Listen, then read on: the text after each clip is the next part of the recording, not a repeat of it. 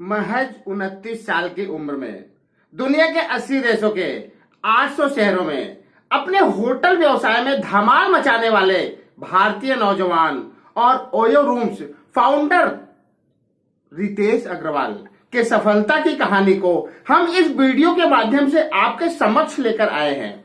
उनके जीवन के एक एक पहलू से रूबरू होने के लिए बने रहिएगा हमारे साथ, क्योंकि हम नहीं करते फिजूल की बातें। हमारे YouTube चैनल पर होती है सिर्फ और सिर्फ काम की बातें। तो आइए अब शुरू करते हैं।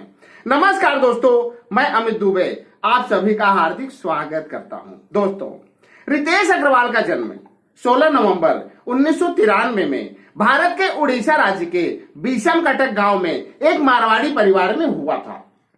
लेकिन उनका बचपन राजस्थान के कोटा में बीता है।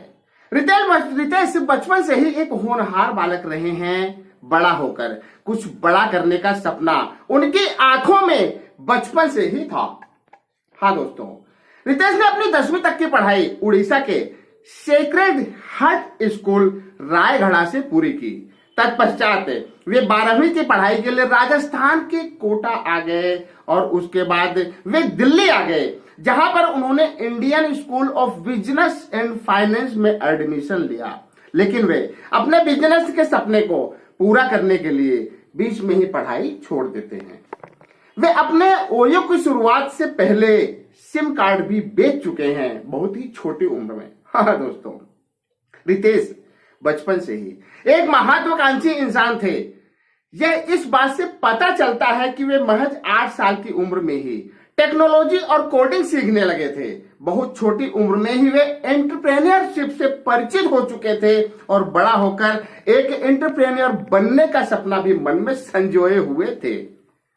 दोस्तों, रितेश के घर में उनके माता पिता और 3 भाई बहन हैं। रितेश के पिताजी इंफ्रास्ट्रक्चर कॉरपोरेशन मिल में नौकरी करते हैं और उनकी माताजी एक गृहिणी हैं।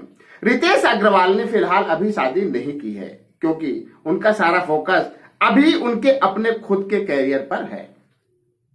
दोस्तों, अभी तक हमने रितेश अग्रवाल के प्रारंभिक शैक्षणिक और पारिवारिक जीवन के बारे में जाना। अब हम यह जानते हैं कि आखिर उन्होंने ओयो की शुरुआत कैसे की।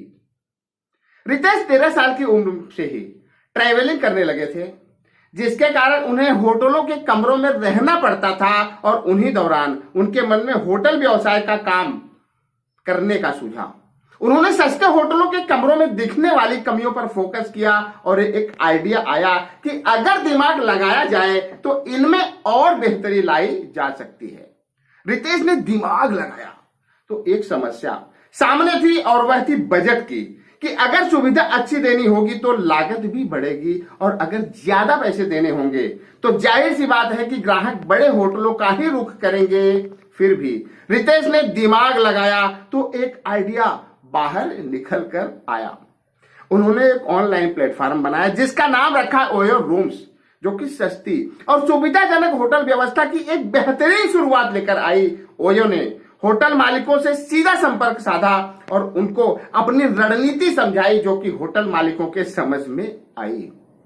इस रणनीति के तहत रितेश अग्रवाल ने 2013 में ओयो रूम्स की शुरुआत की, जिसके लिए ओयो ने एक पैटर्न तैयार किया जिसको होटल मालिकों को फॉलो करना था। उन्हें क्या और कैसे करना है, जिसके तहत बुकिंग ओयो रूम्स के ऐप पर होगी, जिसमें निर्धारित शहर और उनके इलाकों में मौजूद होटलों के नाम और संबंधित डिटेल होंगे, ताकि ग्राहक को सब कुछ समझने में आसानी हो।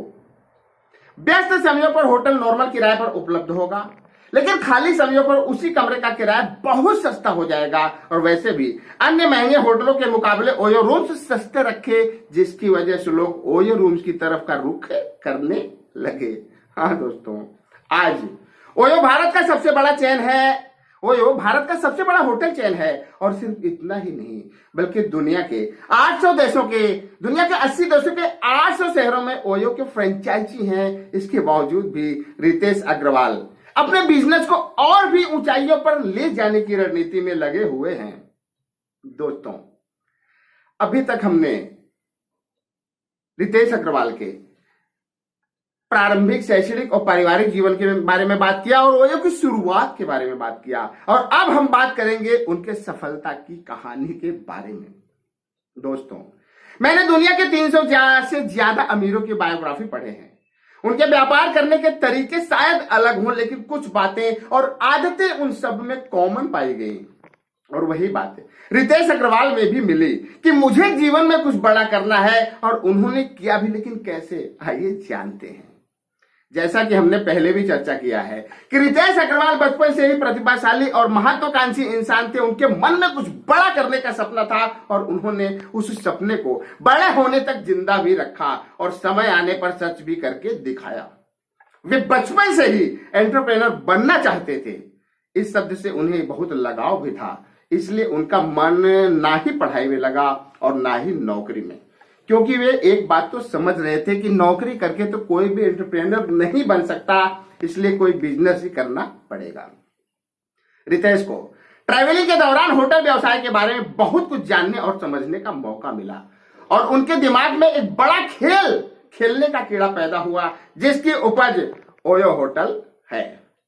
दोस्तों, हम अगर रितेश अग्रवाल की कमाई के बारे में बात करें तो वह कोई तय रकम तो नहीं है, क्योंकि उनकी कमाई साल दर साल बढ़ती ही जा रही है। जैसे 2021 में उनकी कमाई कंपनसेशन के तौर पर 1.6 करोड़ थी, वही 2022 में बढ़कर 5.6 करोड़ रही और फिलहाल उनकी कुल संपत्ति 80,000 करोड़ रुपए की है और अभी भी इसमें इजाफा ही हो रहा है। दोस्तों, अगर देखा जाए तो रितेश की मुख्य संपत्ति तो उनके ओयो के फ्रेंचाइजी ही हैं। हम आपको जानकारी के लिए यह भी बताना चाहेंगे कि ओयो में रितेश अग्रवाल की 33% की हिस्सेदारी है। ओयो का सबसे बड़ा इन्वेस्टर जापान का सॉफ्ट बैंक है, जिसकी ओयो में 46% की हिस्सेदारी है। यह वही सॉफ्ट बैंक है जो फ्लिपकार्ट का सबसे बड़ा इन्वेस्टर है।